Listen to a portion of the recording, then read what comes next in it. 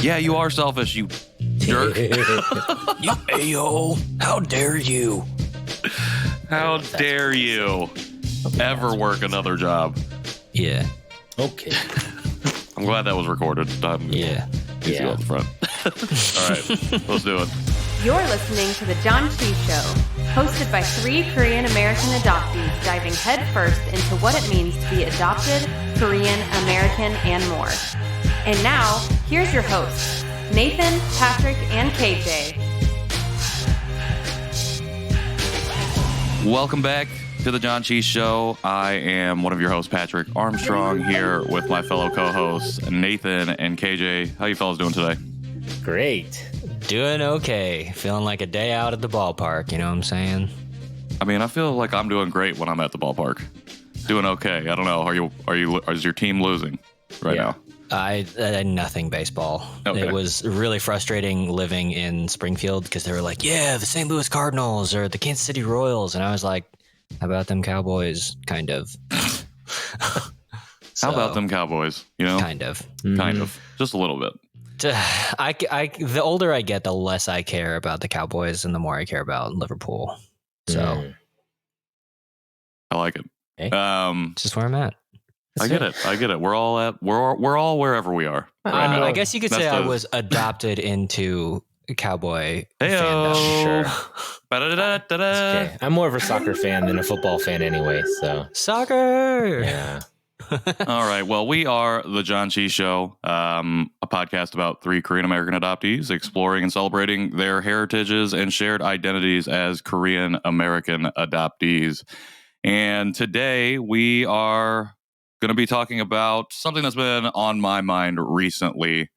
As many people know who've been following the show, I tend to put myself out there and pick up a lot of different activities within the community. On top of that, I also work a 9-to-5 job. And recently, this past week, we've been going through some pretty big changes at my work, which is requiring me to take on more responsibilities. I'm getting paid more, so that's very nice. And I have the opportunity to make more money. So that's really great. And I like the company. I like what I do and everything I do with the company. But I think what's been really weighing on me has been trying to find the appropriate balance for all of the stuff I've been doing within the community and like what's going on, like this job that pays my bills and supports my livelihood and my wife's livelihood. Well, she works her own job and makes more money than me, so I don't know what I'm talking about. I'm not speaking for her. But I think why it's been weighing on me so heavily is that while I really love this company, it's not the industry that I want to be working in. And I think I don't know. I think I've just been feeling the weight of like what it means to be fully invested in work like this. Even for the show, you know, it's like important stuff. And while almost all of the work that I do outside of my actual job is unpaid, I don't do it to be paid for it. I do it because it's important not only to my personal life, but I do feel like it's important work within the community itself.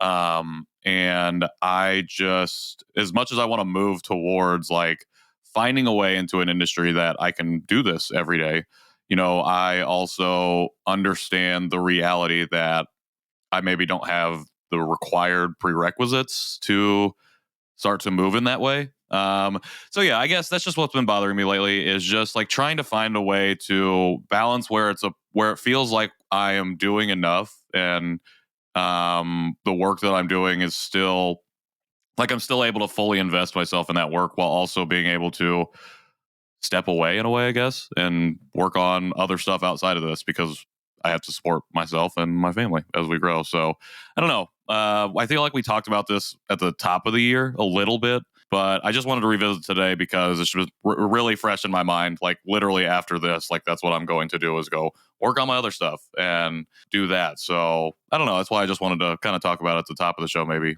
see what you guys are doing with that. I know I'm a little bit more involved than both of you in the respective like adoptee, like involvement. I don't know how I'm trying to describe this, but yeah, I don't know. Has it changed for you at all since we started this year? Have you found yourself more involved, doing more? I know Nathan's been doing con related things and finding a balance in that, or if you feel like that's something that's been weighing on you as well. Yeah. No, I hear what you're saying. Sorry, I don't know. My brain I is thought it was really. I thought Nathan was going to jump in there because you threw to Nathan. I directly addressed and him. then, but it was didn't. open. It was open. I left it open to see if you were going to say something. But no, yeah, I hear you. You're essentially talking about the work-life balance in addition to the balance of paying the bills and more of, say, a passion projects, passion things that you really are doing, that you enjoy doing, that you want to do, whereas the work that you get paid for is kind of more just there to pay the bills, even if you like it or not. I think that's something that I struggled with way back in 2006, when I'd been working for, the DVD industry, and I really, I enjoyed it. I enjoyed the people I worked for and I liked it, but there was a lot of stresses about it that I didn't like. I wanted to do something that I was more passionate about. And so for me, I got into photography at that time and kind of made the leap. But I know some people who, I know this isn't adoption related, but I guess it's the business personal life balance thing, that they would work in their 9-to-5 job to build up a nest egg until they had their foot far enough in the door of whatever passion project that they wanted, so that they could essentially scoot in and find a way of making money at it.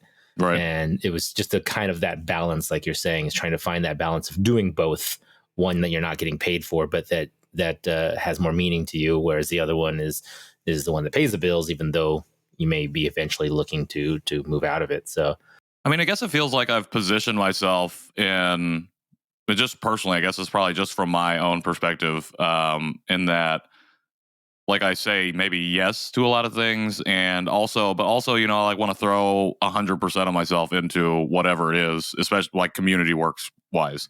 And I think when I think about like taking on these additional responsibilities at the 9-to-5, worried that is going to detract. And so how do I like feeling out the best way to say, like, I don't have the capacity maybe, and I don't know like the best ways to do that, because that's really against my nature, I guess, because I like, not that I'm a yes man, but I like to say yes to a lot of things. So I'm a yes adjacent. That kind of sounds like a yes man. Yeah. But, and I guess I just worry that I don't know. I worry about stepping too far out of the community work. I definitely get the saving up to get into that, but I feel like it doesn't stop. Like the cycle doesn't stop. And I guess in ways good and bad, it's like that means it'll always be there, but also you can get left behind very easily or feeling left out. And I realize, again, like that's probably my own personal spin on it, but that's like a big fear that I have right now. It's like, okay, I think I'm finding myself starting to fork in this road a little bit more deliberately than I have in the past. And I don't know, it just kind of worries me a little bit. So yeah, I get that. Are either of y'all familiar with the metaphor of like rocks in a jar in terms of like priorities and values and your time? I don't think so. This came out back when I was working at the church, and we were talking essentially about balance, and really for that one, it was just about like job responsibilities. Cause like if you work for a church, chances are whatever your title is has a bunch of slashes attached to it, So like I was like the worship leader / creative director / web developer / audio engineer / youth worship leader / stage designer / photographer it's a lot, and that's really common for a lot of people in churches. And so it was just a matter of like, but your main title is whatever, like that we want you to do the thing that we hired you to do first and foremost. And while all those other things are great and they do help the organization move forward, they have to be smaller, right? And so when we think about capacity, like I understand the desire to throw yourself into something at 100%.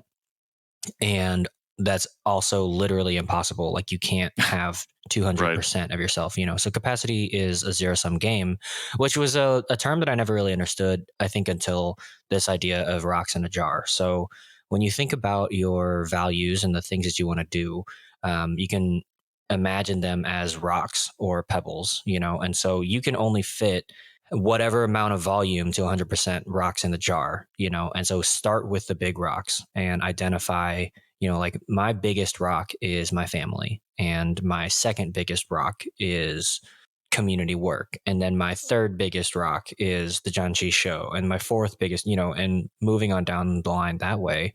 So when you're able to identify what the rock is and the size that it is, and you put that in the jar first, then you can sprinkle in as many small pebbles as you want. But, like I think that kind of metaphor helps you stay grounded, because if you start with all the little things or start with all of the things that you said yes to, then by the time it gets to the big things, you can't fit them in your jar anymore. You know what I mean?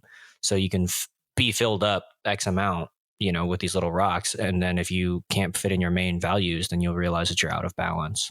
So that's kind of the idea behind the metaphor. And I think it does require a lot of self-awareness and introspection to understand, especially like where you are, Patrick, and similarly kind of where I am, is like, okay, so we have these life changes coming up, or we feel a career change or a vocational change, however, and it's okay for those rocks to change in size. Like, it's not a perfect metaphor, because I mean, rocks can't necessarily grow. They can only get smaller, but my 3 little rocks are growing. Yeah. Okay. But I think that they're trying to break the jar too. The process is, how do you fill your jar appropriately so that it doesn't break, but you are filling it up, and maintaining those things in a way. And I think that it does require just some conversations with family and people that you trust to be like, okay, is this actually the right way to go?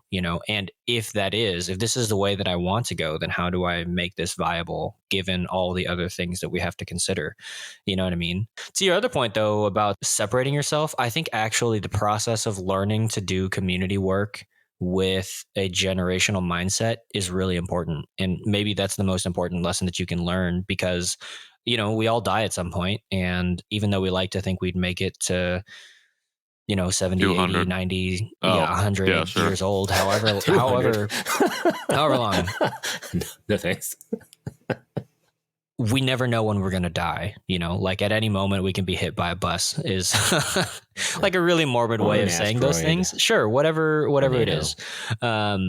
And so preparing for that reality, like if your work is important enough that you want it to extend beyond yourself, then you have to figure out how to make it last and like figure out those kinds of complexities. That's why, at least in like software development, people document everything, because you're like, at some point, this code will move to somebody else's hands and they have to be able to understand what goes on, and it will shift, and that's okay. But are the core tenets in place, and are the core systems in place so that people understand what I was doing and why I was doing it, so that they can improve or change or whatever, that exists in academia too. That's why people write so many dang papers, is because like, it's okay for you to be like, hey, I tried this thing and it didn't work. So now everybody else, don't waste your time trying this thing that didn't work. Try something else. It's like, how do we have that collective knowledge, and how do we tether ourselves to other people doing the work so that we can have enough balance and endurance to do this for the long run? Yeah, and I think one of the other reasons I've been thinking about this and why I'm feeling a little bit emotional right now is just like this ongoing violence towards Asian bodies, and thinking about how, especially like the work I do as a 9-to-5 to sustain has nothing to do with that, and does nothing to combat against that, I guess. And I think it is like legacy, thinking about legacy and like what you leave behind to help. And I think that's another thing. I don't know why I'm so emotional right now. Let me go ahead and wipe these tears away with this handy dandy towel I have right next to me. For the listeners at home, it is not a handkerchief. It is a proper towel. Literal water. He's wiping his face with a cleaning towel. Oh man! Hope there's no solution in that. I don't know if I've used this to wipe off my computer screen. The Windex burns the eyes.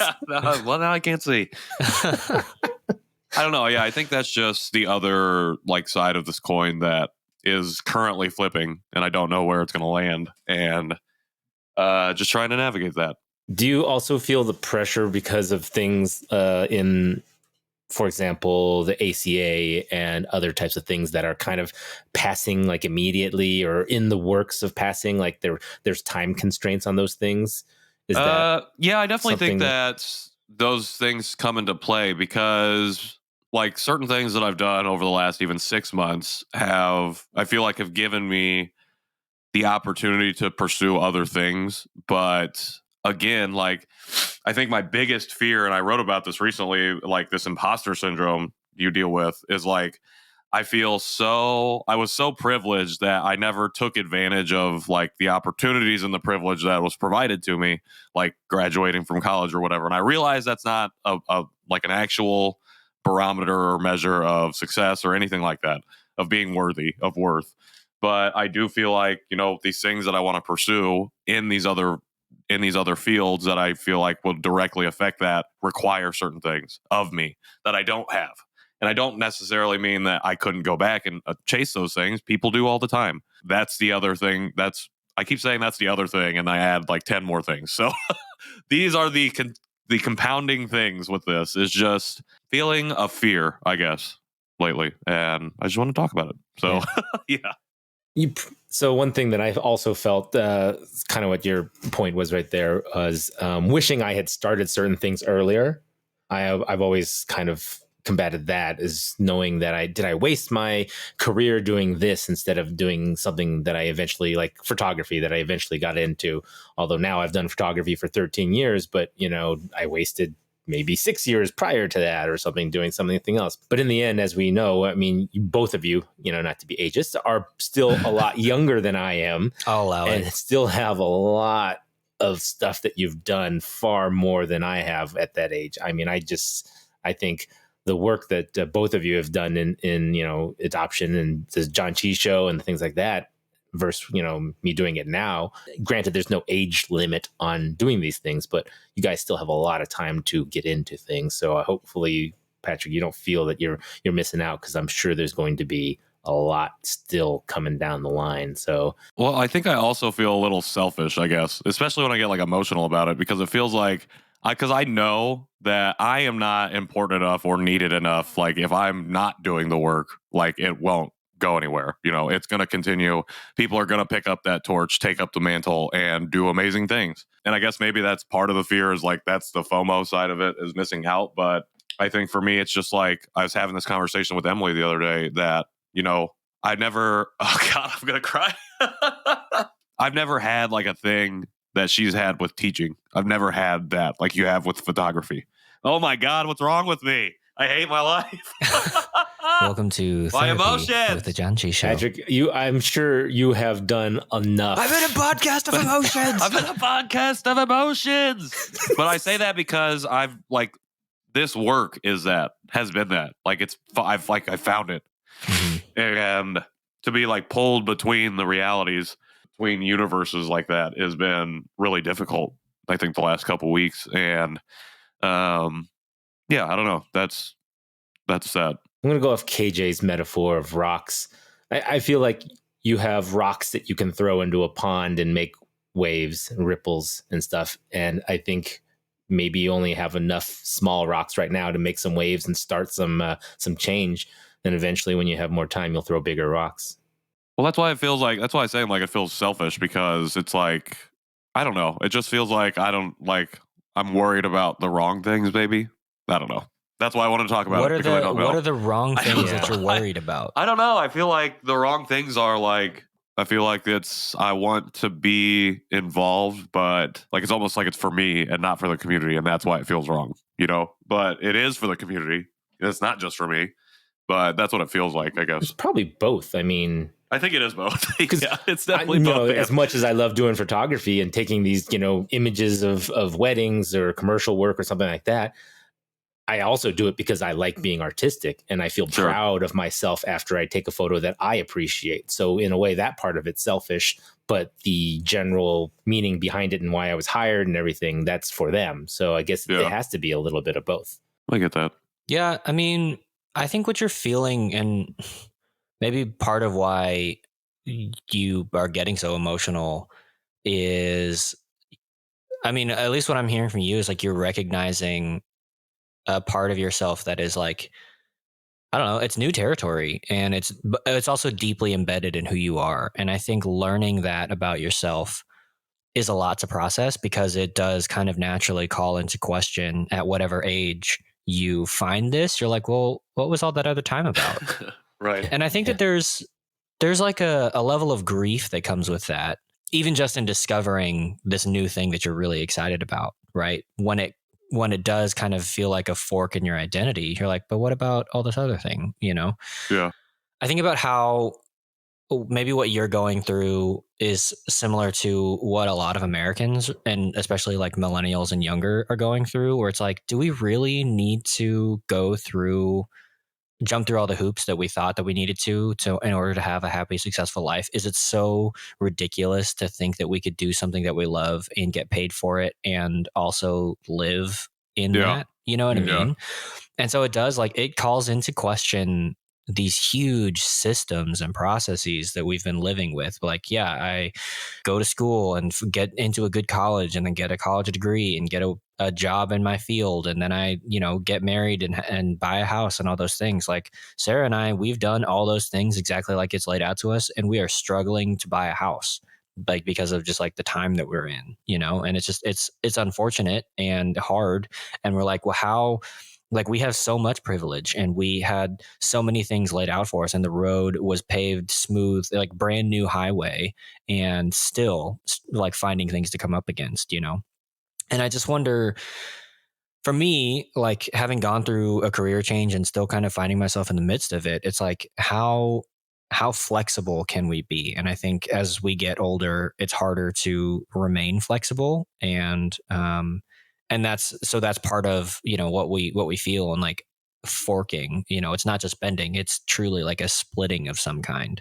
So yeah, I mean, I think that's hard. But I also don't think it's selfish to pursue something that you love in a way that also is sustaining for your family, and does provide a way. I think the timelines and like some of how you might go about it can be selfish, but like that dream of doing something that you love that is for the greater good and sustainable for your family and like your personal life is not unattainable and is not selfish. And that's what I was going to say too, is it's not selfish because, again, what you're trying to do is for the community, and it does help the community. You're not talking about like making NFTs and making tons of money or something like that. You're talking about Korean adoption. Also, advocacy. Not that that's inherently wrong. Well, I don't know, but the specific, goal that you want to focus on is a noble one. I think it's honestly, for all that you've done and are already done, I think has been really big. And I think you're not giving yourself enough credit. It's definitely not selfish. Well, I appreciate that. I definitely did not bring this up to extract compliments or praise or anything like that. I appreciate you saying that. I think, I don't know, I've just been really struggling, I think, with this over these past few weeks, and really haven't talked about it. And I feel like I just needed to. That's why I love the show, doing the show. And because I appreciate knowing I can come here and have these conversations with you both and feel better about processing it and feel like I'm okay in where I'm at. Because I feel like we are saying that every time to other people. Yeah. And I feel like I'm saying that all the time to people in comments or in DMs or wherever it might be. And I think I have trouble telling myself that. So maybe I was fishing for compliments. No, I think realistically, I mean, I would argue that, especially between the two of us, and Nathan, feel free to lump yourself in, but I think this is probably partially like due to our adoption, but like it's really hard to love myself. And it's really hard to be complimentary of myself in a way that doesn't feel gross. Definitely. And like pause for a minute and recognize what we've done thus far. You know what I mean? And I think that there is, it calls into question, like for us and so many of the listeners of the show who came out of the fog at relatively the same time, and our eyes were open to this whole community of adoptees, and like there's social justice in that along with the greater Asian American lives, along with the greater just non-white lives or non-cis het lives. Like there's so much social justice and so many things to act and move for. And I think we all, at some level, because we don't generally come out of the fog when we're like 5, really, I think we all are like, well, now what do I do with my life? Now, how am I supposed to be involved? How can I contribute to this community and not just feel like a leech, right? Yeah. Sucking life force out of this community, in a negative kind of way. And I think that's why I do the show, because this is all the energy that I can contribute, and I will build websites for free for nonprofits, because part one, especially for the adoptee side of Asian America or just greater, non-white America, like on the adoption side of things, like part one is just awareness. And what better way to raise awareness than have it all collected in a website? That's all I can offer right now because of just where my life is. And I hope that when I have more capacity, I'll be able to give more.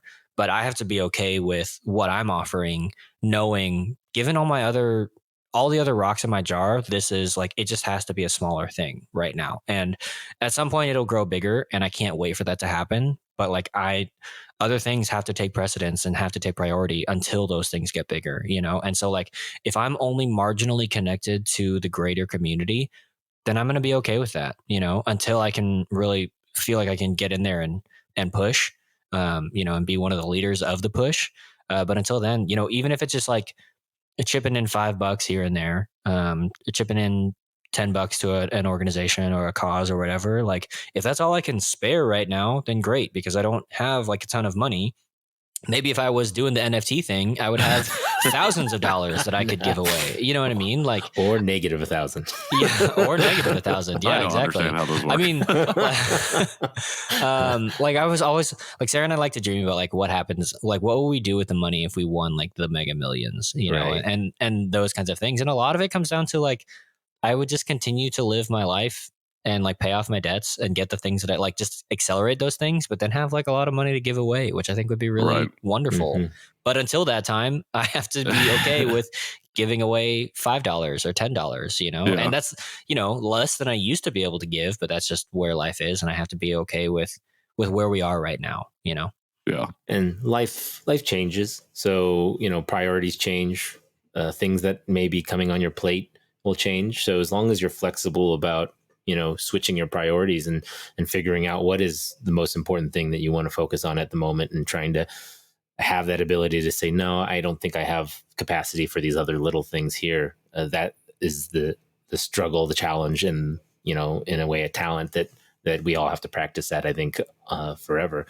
I used to think, my job was the most important thing. And that was because, it was just me and Allison, but then having the family. And you had kids.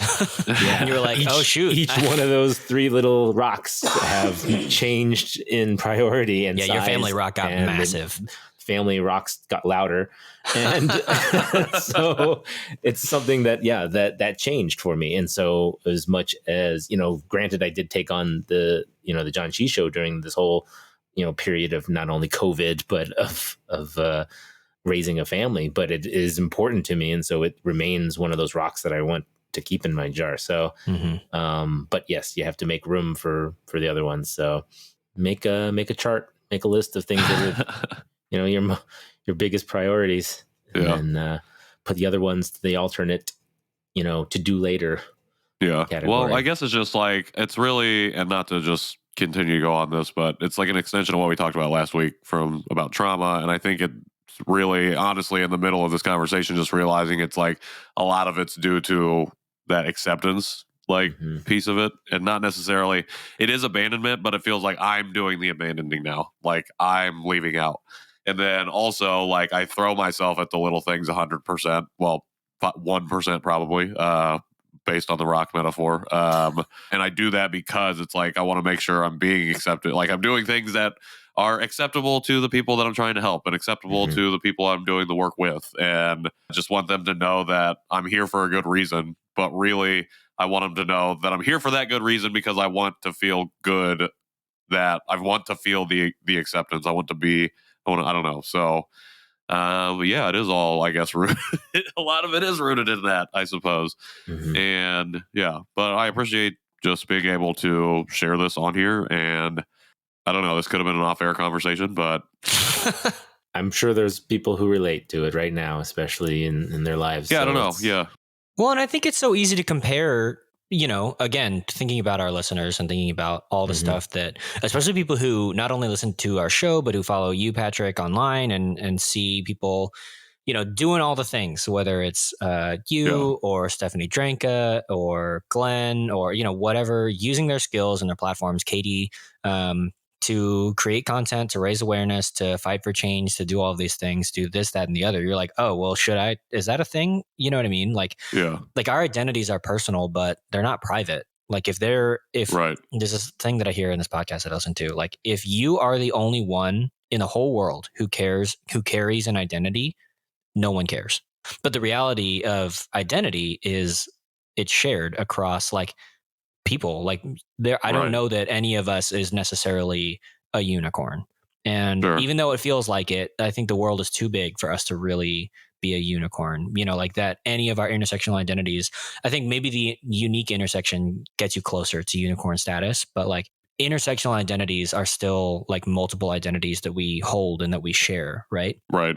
And so when we think about what it means to be adopted, this identity that we all share, we're like, well, does being adopted and coming out of the fog, like this level of identity, like, does that mean that I have to do XYZ kind of work? Does that mean that I need to be thinking about ABC kind of thoughts and, all those things? And so I think that there is, like, on the flip side of what you're feeling, Patrick, is the thing that maybe Nathan and I feel, where it's like, should we be doing more? Do we feel the weight of responsibility to put more energy, but also like we can't, but also should we? And you know what I mean? Like, and I think there's a lot of questioning and doubt and early or like wrestling that maybe we just be more okay with the cognitive dissonance of it. But you're like, I don't know how to deal with this, and find balance in this. And I think that's why it's worth it having this conversation on air, because there's always two sides of a coin, and there's also multiple coins that we have,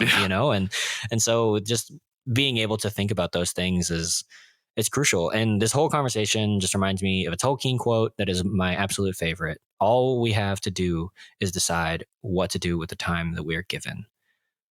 So however much time we have, the only thing we need to do is decide what to do with it. And that deciding is very hard, and that decisions can change. But I think the moment that we decide allows us some clarity for the future, for the foreseeable future of like, if you're like, all right, I'm going to take the ring to Mordor, then you're like, okay, then my path is laid out for me. And however long it takes, that's the thing that I'm going to do. But if Frodo and Bilbo and the Fellowship, whatever, sat there and were like, I don't know, I have this ring, but like, do I do anything? Do I hide it? That's just anxiety. That's anxiety on anxiety on anxiety. But the moment that you decide is the moment that you can start moving forward. But I think sitting and spinning and spiraling is really harmful, and it's really hard. So you got to move forward. And if moving forward takes you out of Hobbiton and towards a giant fiery volcano and thousands of orcs, then that's a thing. But you made that decision, so own it and be proud. And that's Lord of the Rings Nerd Talk by the Janchi Show. That's one of the greatest mythologies of our time. Did you see that there's another one coming out? Yeah, I did. Did you see the trailer for that? Yeah, I did. Yeah. It was pretty amazing. Super Bowl. Yeah, I think it is difficult, and I think simultaneously it is very easy to sit in the spiral and be self-harming in that way, because I think that's where I don't thrive, but that's where I've kind of lived for a long time, is in the spiral. And I definitely always give people the advice, like, you got to make the decision. And for some reason, I can't make the decision myself. So I think that's just a thing that happens. I mean, that's really common. I make websites for people, but making a website for myself, I'm like, is this good? Can I do this? We are our own worst critics. We are our own worst, sometimes advocates. Like, I mean, I don't know how many times Allison's yelled at me because she's like, why don't you take professional photos of your kids instead of just, iPhone photos. You're a photographer. Your iPhone photos of your kids are pretty good. Allison, so. the best camera is the one you have with you. And I always have an iPhone with you. Well, I, again, appreciate being able to sit and talk about this with you guys, because I don't know, like I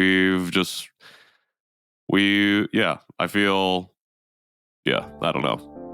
Well, we appreciate the fact that you I can feel open good that up I can talk to you both about stuff like this, and to our audience for listening and giving the space to do so. Talk to us anytime. Yeah. You really knocked it out of the park. Oh my God. You and your soundboard. If those sound effects don't go in there, then I'm assuming this has got cut out. So, all right. Well, that's what I wanted to talk about today, and I do feel a little bit better having shared that and hearing what you both had to say. I appreciate that. Well, sounds like you have a lot of self-work to do. So we're going to take a break and then let you go do that self-work. And when we come back, we are coming back with a food, maybe? I don't know. We didn't talk about it. We'll talk about it during the break. Okay, great. Bye.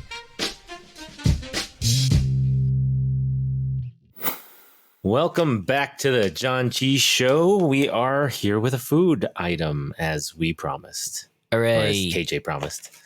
As KJ questioned. It was definitely a question. Yeah, I was like, are we doing a food? I don't know. Why not? We got plenty. We got some stuff. I have another We got box a bunch more in this box. Yeah, I have another box to even send you, courtesy of Tia Stark, as we recall. So, but this one is Yes Chips, and I have heard of these from somebody, and I can't remember. Sorry to whoever told me about these, but somebody told me about these things. You should try Yes Chips on the show. I do remember somebody saying, and that was a one-on-one conversation with you? Yeah, it was like a one-on-one. Okay. So for some reason, I feel like I have heard someone on the show mention or ask if we've had these. Could have, Maybe not. somebody else could have mentioned it. I think they've been around. They're usually hard to find, and as you can see, for the listeners here, this is a very large bag. This is like a full size or maybe a 3/4 size bag. There's no mini bags that I could send these guys. So you guys get a giant bag, 3.35 ounces of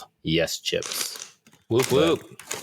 And there's lots of flavors. This is the one that someone recommended too, garlic shrimp.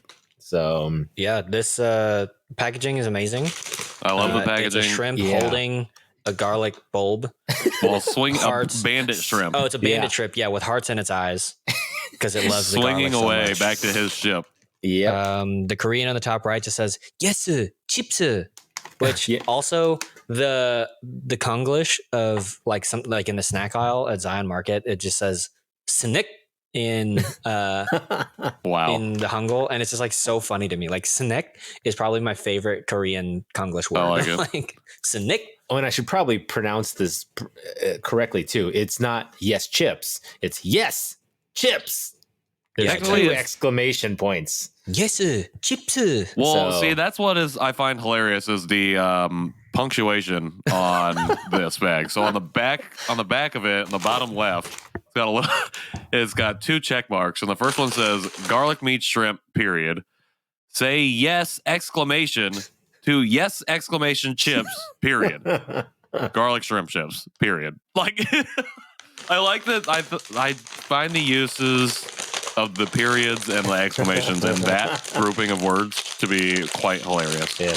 It does contain shrimp, egg, and milk. So for anybody looking to try these, they do have lots of flavors. I've saw there's a banana corn, there's a regular shrimp, there's a roast potato, there's a butter, there's a corn, sweet potato. So yeah, there's a lot of different flavors. If anyone's looking for these at the store, you can have a variety of yes. How do you open this? It's a tear at the corner kind of business. Oh. I just assume that all Korean products are tear at the corner type products.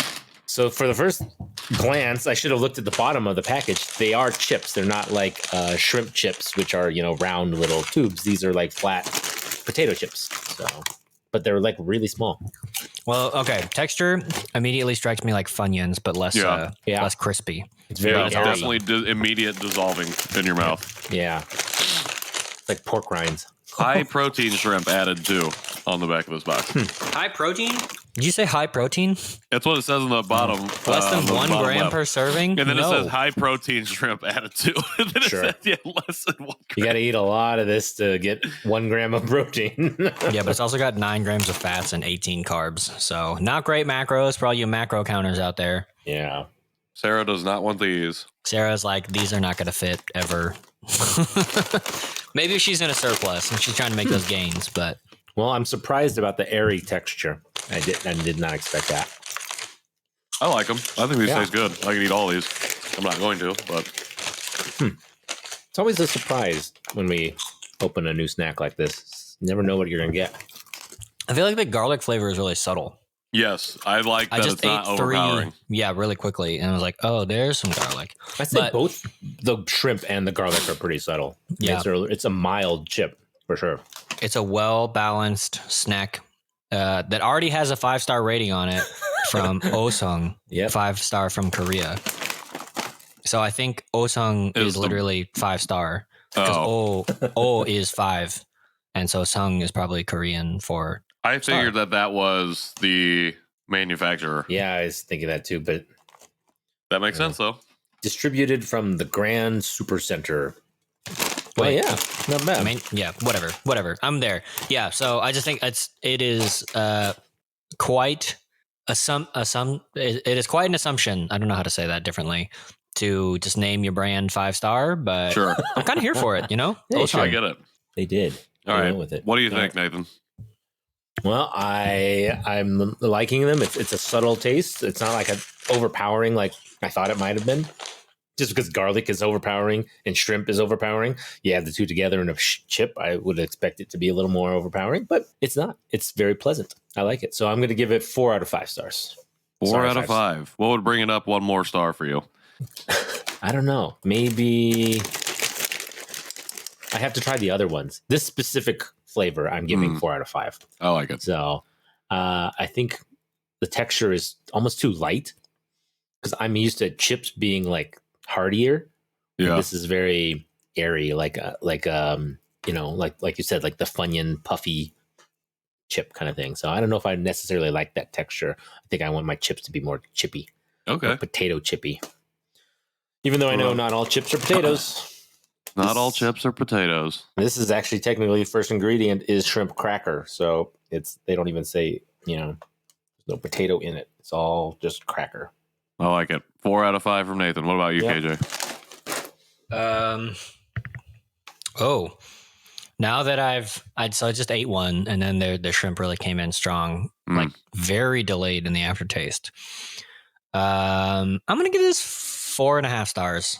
I think it's really good, and I think the only thing that knocks it down is that like very shrimpy aftertaste, but it's like so delayed. I think you would like eat some of this and then put it away, and then you'd be like, wait, why does my mouth taste like shrimp?